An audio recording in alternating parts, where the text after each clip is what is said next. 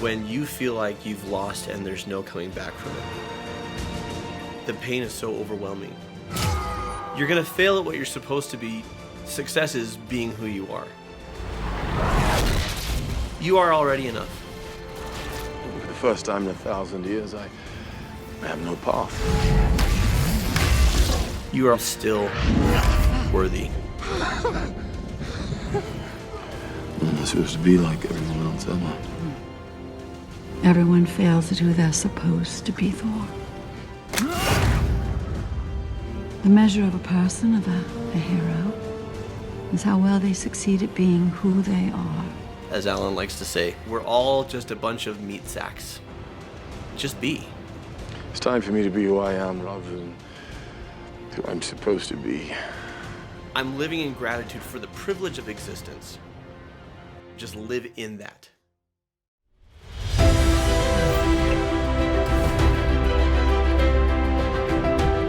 Hello and welcome to Cinema Therapy. I'm Jonathan Decker, licensed therapist who loves stories. I'm Alan Seawright, professional filmmaker, and I need therapy? Yes! I was hoping you would do that. Just, you said it down, I picked it up. We are like one spirit. So we're going to talk about the God of Thunder, specifically his journey into hopelessness and despair, there and back again, an Asgardian's tale. So we're going to talk about his journey specifically in Infinity War and Endgame. Yeah. Because Thor's been through a lot. Some things have happened. Some stuff has happened, and Thanos has taken over the ship. He's killed Heimdall. Yep. He's killed Best Loki. friend is gone. Loki is gone. Brother is gone. And before that, Thor suffered a devastating series of losses that we're about to hear about, but he's been picked up by the Guardians of the Galaxy, and let's just let Thor tell us his story. So dead brother, huh? Yeah, it could be annoying. Well, he's been dead before. You know, this time I think it really might be true. And you said your sister and your dad, Both dead. but still got a mom, though? Killed by a dark elf. A best friend? Stabbed through the heart. You sure you're up to this particular murder mission? Absolutely. No rage and vengeance, anger, loss, regret, they're all tremendous motivators. They really clear the mind, so I'm good to go. Yeah, but, I mean, this Thanos we're talking about, he's the toughest there is. Well, he's never fought me. Yeah, he has. He's never fought me twice. And we're getting a new hammer, don't forget. Well, it better be some hammer. You know, I'm 1,500 years old. I've killed twice as many enemies as that, and every one of them would have rather killed me, but none succeeded. I'm only alive because fate wants me alive. Thanos is just the latest in a long line of bastards, and he'll be the latest to feel my vengeance. Fate wills it so. Mm-hmm. And what if you're wrong? Well, if I'm wrong, then what more could I lose? That was a tough lift. He just gave a very emotional performance with jokes to a rabbit. Doing that is very, very difficult. And, you know, I don't think Chris Hemsworth gets enough credit because he's extremely pretty. And this speaks so much to me about resilience, right? And he talks about all the foes he's vanquished and all the losses that he's suffered. Yeah. It's so heartbreaking when Rocket is just saying, Still got a mom, though? Killed by a dark elf. A best friend? Stabbed through the heart. no matter how resilient you are, no matter how strong you are, you have a breaking point. Yeah. And Thor is just about there. Yep. He's on his last leg, and what more could I lose is such a heartbreaking line. Yeah. That I think resonates with a lot of people watching. We've all had that space in our life, and if you haven't, buckle up, where it's like, It's coming. yeah, what more can I lose? You know what might have helped Thor get back in superhero shape? What? Noom! Noom is a different, new way to get in shape using proven psychology and cognitive behavioral therapy techniques. Thor definitely could have used some therapy to deal with all of the lots and lots of trauma he'd been dealing with. So much trauma. But he could have used Noom to help break some bad habits, like overeating and overgaming, and develop positive new good habits. Noom helps you learn how your mind works and the why behind the decisions that you make. I've been using Noom for a few weeks now. So have I. And what's been helpful for you? Honestly, having the notifications every morning to just kind of help me get kickstarted is the biggest one, but there's a bunch. For me, my biggest goal was to get in a place where I feel confident to do all the shirtless thumbnails that are demanded of me. So the thing that's been best for me is actually breaking out my calories into the budgets, like the red, yellow, and green. Yes. And they don't have like red is never eat it. It's just like only consume this much per day. And it's like, yay, I still get to eat candy. I've loved the courses. My favorite lesson so far is the psychology of weight loss. Understanding better like why I reach for the junk food. I eat till I'm full because I'm an American.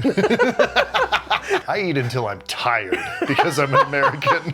So how do I feel full on less calories? By using cognitive behavioral therapy and psychology for preventative measures, Noom changes lives through behavioral change. And it's not just about weight loss. They have lessons and resources for forming healthy habits, Better self-awareness, life balance, better sleep. and a lot more.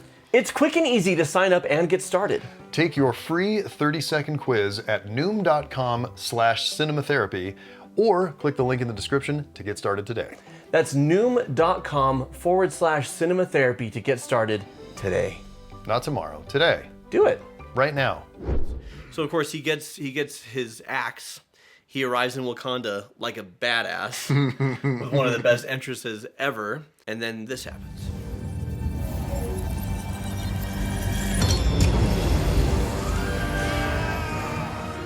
There are Marvel films that are more fluff, but in Infinity War and Endgame is seriously epic storytelling at its best. It is. It shouldn't work. It's a big giant epic with 97 million characters and half of them are CGI. And man, the storytelling works, characterizations work. This is brutal and fun. I told you. You'd die for that. And Thanos does the same thing to him in Endgame. You know, tries to push the axe into his chest. Storytelling symmetry.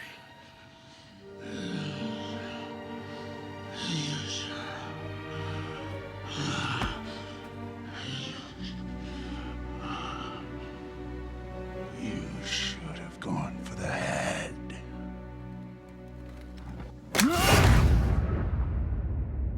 Oof. You still feel it. We've all been there. Trying to stop an intergalactic warlord from destroying half of all living things. And we failed. Relate? Yeah, who can't relate? Oh my gosh, you're so weird. Thanks, everybody. That's your licensed therapist. Putting down his best friend on international interwebs. Tissue. Cry, baby. This is the moment where he's broken. Yeah, he just lost everything. And it turns out he has more to lose. He has more friends to lose, and he has, in his mind, billions or even trillions of lives are now... They're on his plate. They're on his plate. Marvel does sad funny really well, like dark humor. Like in Endgame where Rocket says... He thinks he failed. Which, of course, he did. But, you know, there's a lot of that going around, ain't there? They go to Thanos' planet, and Thor does go for the head, but it's too late. Yeah. And this is where Thor's story gets really relatable. When you feel like you've lost and there's no coming back from it. Mm-hmm. Whether it's a relationship, a career, a friendship, a family relationship has deteriorated. Your health isn't what you want it to be. Like there's any number of losses that we can encounter that feel insurmountable. And so we just kind of implode and just rely on unhealthy coping. So you guys want a drink? What are we drinking? Like a beer, tequila, all sorts of things. Buddy, you all right? Yes, I'm fine. Why? Don't it look all right? You look like melted ice cream. So what's up? Just here for a hangover. We need your help. There might be a chance we could fix everything. Well, like the cable? Because that's been driving me bananas for weeks. Like Thanos.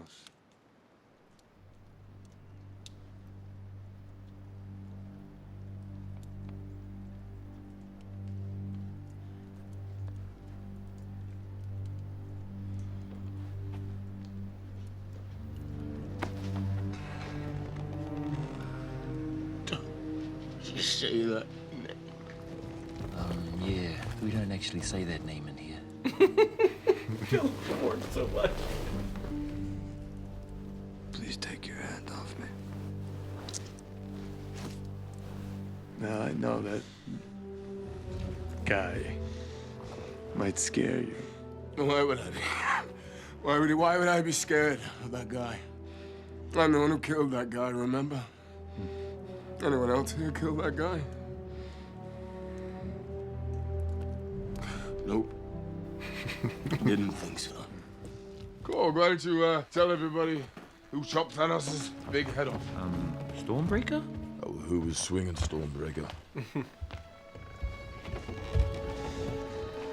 I get it. You're in a rough spot, okay? I've been there myself. And you want to know who helped me out of it? I don't know, was it, Natasha? It was you. You helped me. Why don't you ask the Asgardians down there how much my help is worth?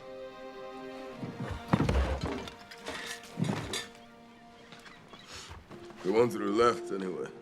I think we could bring him back. Stop. Stop, okay? I know you think I'm down there wallowing in my own self-pity, waiting to be rescued and saved, but I'm fine, okay? We're fine, aren't we? Oh, all good here, mate. So, whatever it is that you're offering, we're not into it. Don't care, couldn't care less. Goodbye. I think you're right. He might be the best of the actors. He's so good.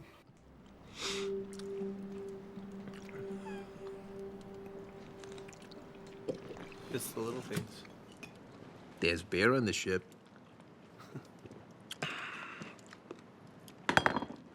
And what kind? It's the little things, like his little exasperated wheeze. Just there, like, it's how he kicks back the beer. Like, there's just a tiny... There's a lot of subtle characterization that is very Thor and not Chris Hemsworth. Yeah. And he's doing a lot of just little subtle work that makes this guy a live action cartoon character. Mm-hmm. And that's all most people see. And, you know, they don't realize the amount of effort that takes. And then he's a live action cartoon character that you can still empathize with. Yeah. That's tough. Because Jim Carrey can do a live action cartoon character all day long. And some of those characters you empathize with because Jim Carrey's also exceptionally good. Yeah. But this is subtler work than that. So looking at this and not having degrees and masterses and all the things that I don't have that you do have, is this survivor's guilt? Yeah. That's the pop psychology in me is like... Yeah, the film doesn't address it directly as such, but the traces are all there. The people that he loves are gone, and he's not. And it's signs of depression, and that's a common... Yeah, I mean, and when you're often with depression, eating, not going anywhere, not leaving the house, especially if you were somebody who used to take really good care of yourself physically, used to get out and big do a lot of extrovert, you know... Yeah, and at this point, there's a lot of shame there. Sure. And there's a lot of distraction is what he's going for. And when Hulk says... There might be a chance we could fix everything. Well, like the cable? Because that's been driving me bananas for weeks. I see him as going very small because going big cost him so dearly. Yeah. So now he's a gamer. Nothing wrong with gaming, but like now he lives to game and to drink beer. I don't even know that he's the gamer. I think he just watches Korg play Fortnite. That's probably true. Noob master. One criticism that I've heard is that the film makes his weight gain into a joke. Agree or disagree? I mean, it definitely does, but I don't think he does. Yeah. I don't think Chris Hemsworth is playing Fatsuit as a joke. Yeah. I think he's playing the pain. Yeah. I mean, this was like the dude with the bod. Like, that was his whole shtick, right? Is like, I'm the guy who looks good with a shirt off. That's my thing. Among all these superheroes, I'm the superest one. Strongest Avenger. Access denied. Strongest Avenger. But for a lot of people, I think they woke up to how incredible of a dramatic actor he is when they saw him do this. Yeah. Because he goes to this, and I've definitely been in places where I've put on a lot of weight when I've been stressed. Sure. When I've been spread thin, when I've been depressed, when I've experienced loss, when I feel hopeless. I'm definitely an eat your feelings type of guy, so I relate to this journey a lot. And he talks about how he lost Jane, and I just there's so many little moments where he's had a rough go of it. Yeah. And when you think about him in the first Thor film, and especially how he shows up, and he's basically king of the universe, you know? He's gonna inherit the throne, everything's going his way, he's got a great group of friends, and he lost them too. Yep. Kind of unceremoniously in Ragnarok. They all just, you know, but we cope the best we know how. And the thing about drinking and gaming and eating is they provide an immediate dopamine release. Sure. Yeah. Whereas actually facing things and dealing with them, you're not going to feel immediately better. This is why people get into, and even drugs or other, you know, they get into things because the pain is so overwhelming. And it's sad. It's sad to see him here. But it also makes him so relatable to people. Yeah. So, of course, he arrives back on Asgard, back in time, with his mother the day that she's going to pass, which is, it's not triggering for me, but it does trigger a fantasy for me. Like, I wish I could go back in time and talk to your mom. Yeah, on like the day before she goes. Like, that would be, I would have loved that, you know? His head was over there, his body over there, and I mean, what was the point? I was too late. I was just standing there. An idiot with an axe. No, you're no idiot. You're here, aren't you? Seeking counsel from the wisest person in Asgard. Yeah, yes. Idiot now. A failure? Absolutely. It's a little bit harsh. But you know what that makes you. Just like everyone else. I'm not supposed to be like everyone else, am I? Everyone fails at who they're supposed to be, Thor. The measure of a person, of a hero, is how well they succeed at being who they are. Because that's what heroes do. Really missed you, Mom.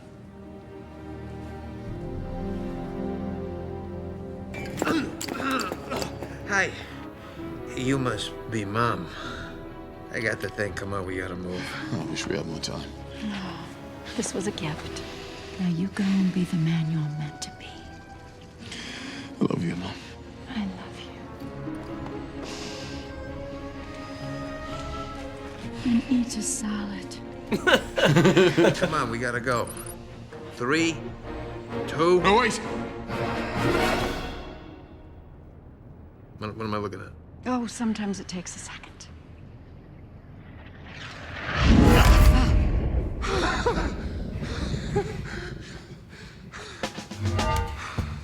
I'm still worthy.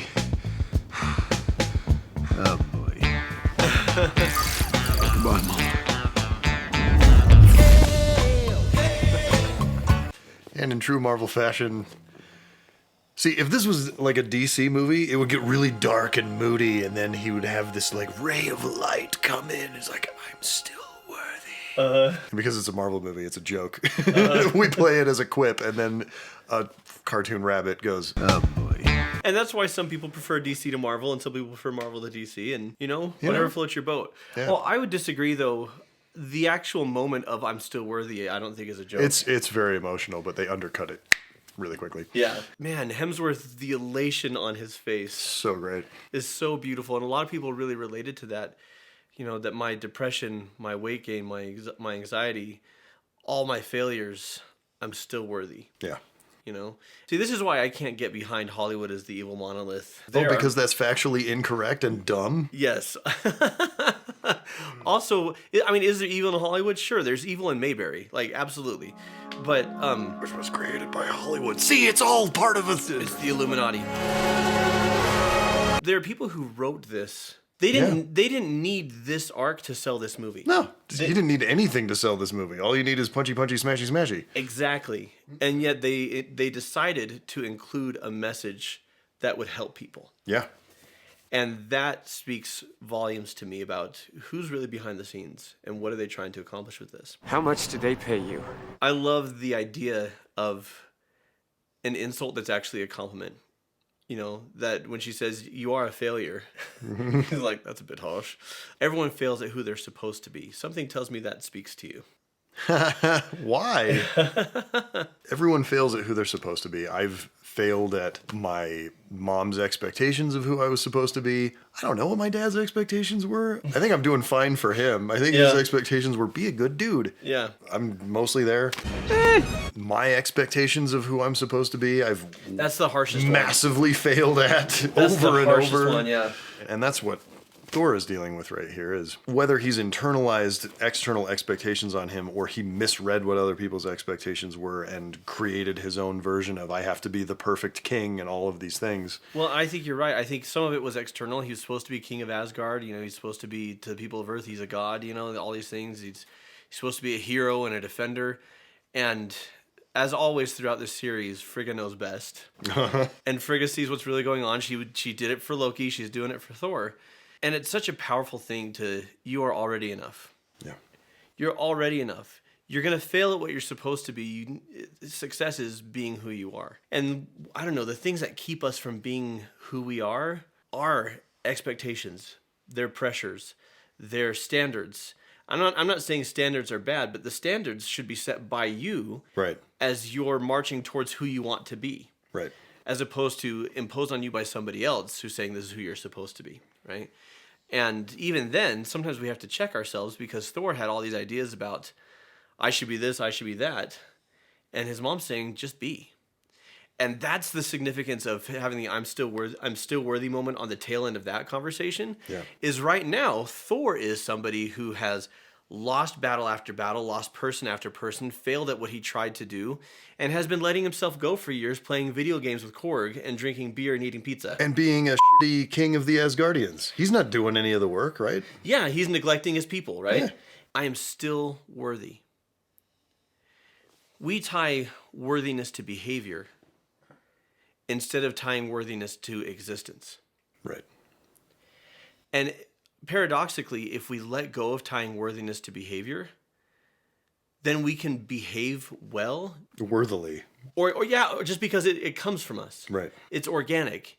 We're not trying to meet a certain standard. I'm living in gratitude for the privilege of existence. And the way I do that and the way I show my love is by doing the best I can. Mm-hmm. But that also means that the best I can is still going to be not good enough for some people, and it's still going to be, I did the best I could, and I didn't achieve some of the things I wanted to. I am still worthy. And the way his face lights up when he catches it, man. Yeah. I feel it. Can we talk about, speaking of Hemsworth, when he wants to be the one to use the gauntlet instead of Hulk? It's my duty. Not about that, no, Norman. it's not that. It's not. Stop it! Just let me.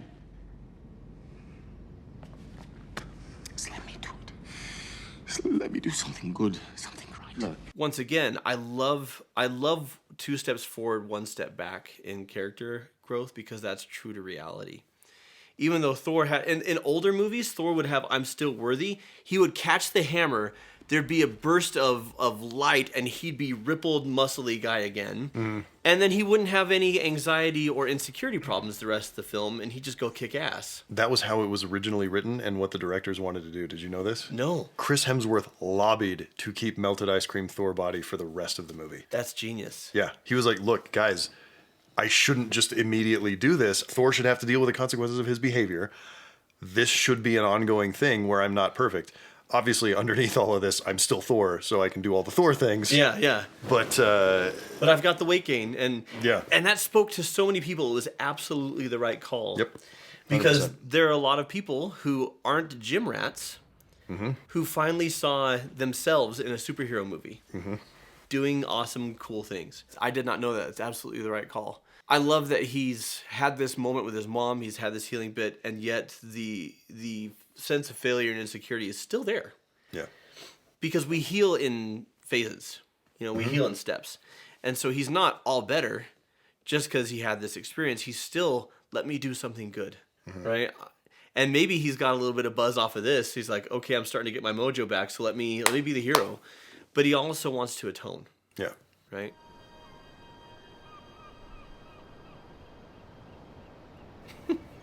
Lebowski. That's a great joke. So, when can we expect you back? About that. Thor, But people need a king. No, they already have one. That's funny.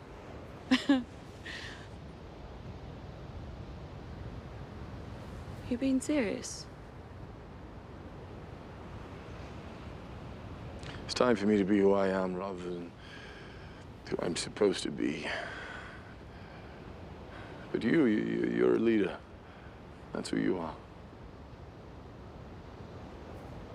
You know, I'd make a lot of changes around here. I'm counting on it. Your Majesty.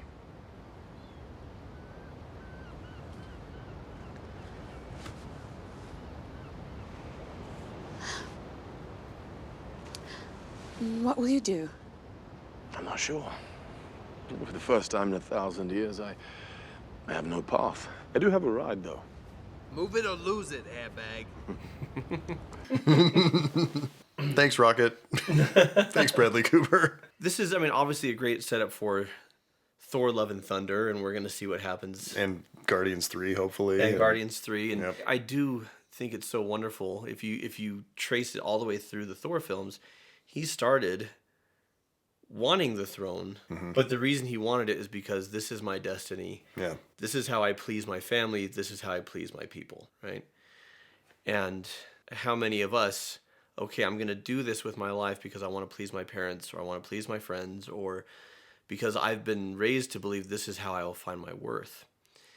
And step by step, Thor's, okay, well, I'm not going to be the king yet. I'm going to go be an Avenger, and I'm going to be a hero, but I'll come back to it. And, well, I don't want to be the king, but Hela can't have it because she's the worst, you know? And, yeah.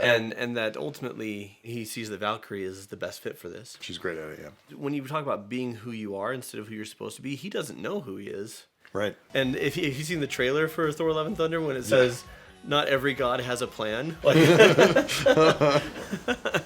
he's figuring out sometimes who you are it's what you create, what you discover along the way.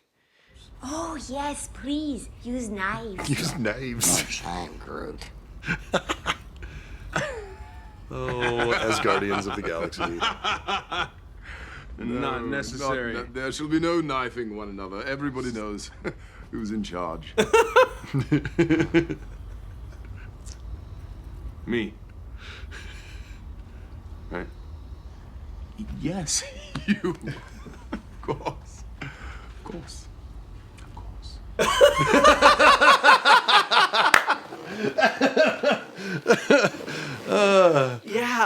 Give him the Oscar right there. There needs to be a best, like, weird ass side eye Oscar, and that's it. You saying Hemsworth is the best actor in the MCU is such a hot take when we have RDJ and ScarJo and all these other people. And yet the evidence is just mounting every scene that we watch. He's so brilliant.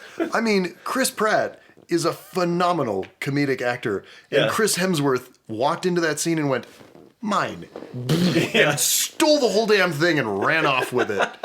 Come on. There's so many like delightful little things that happen in the MCU that you never would have anticipated, but here we are. And one of them is that Thor just trolls Star-Lord hard. So great. All the time.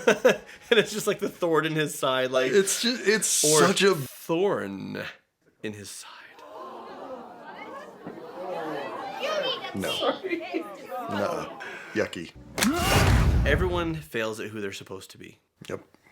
And being a failure makes you like everybody else, is what Frigga said. And when Thor says, I'm not supposed to be like everybody else, am I? The fact is, yeah, you are. Yeah. The specific shape, the specific form, the specific path will be different, but we're all just a bunch of meat sacks, as Alan likes to say. You are already enough. You are already worthy.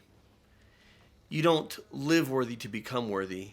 You are worthy, so just live in that. Yeah. Live in that space. Do your best to live up to it. Yeah. So until next time, I mean, this is cinema therapy. I am the CEO, so I mean, everybody knows who's in charge. Of course they do. Yeah. It's me, right? Yes. Yeah. Of course. Yeah. Good. Of course. Of course. And watch movies. Why don't you come sit? I'm not done yet. The only thing that is permanent in life is impermanence. Awesome. Eggs? Breakfast? No. I'd like a Bloody Mary.